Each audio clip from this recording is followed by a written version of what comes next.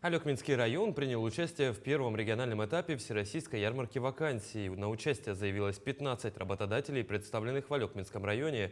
Более 100 вакансий предложено соискателям. Подробности в сюжете Елены Фаст.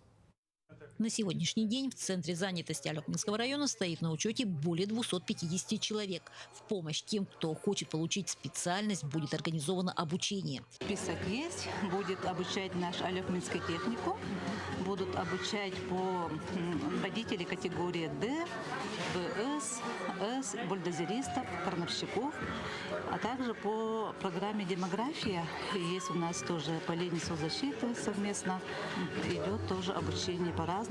Замечательную возможность встретиться работодателю и соискателю предоставила ярмарка вакансий. Сегодня мы находимся в городе Алекминске, в центре культуры досуга «Гармония», где проходит ярмарка вакансий. Народ достаточно активно подходит. Вот во многих столиках, вы можете обратить внимание, есть люди, которые желают устроиться на работу. А мы сейчас попробуем устроиться на работу в одну из организаций, которая представлена в Алекминском районе.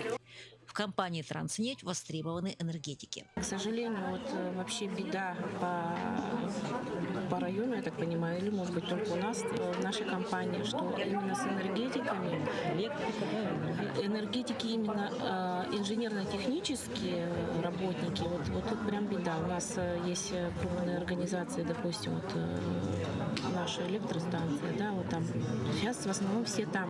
Директор одной из школ пришел помочь своим выпускникам. Как руководитель я привез своих выпускников, 10 классы, и сейчас пока знакомим, какие работы предлагают вакансии. Посмотрим. Группа студентов Алекминского техника – будущие электрики. Пока они учатся, однако выбор места работы не за горами. В дальнейшем где вы себя видите? Вот какое предприятие? Не знаю даже.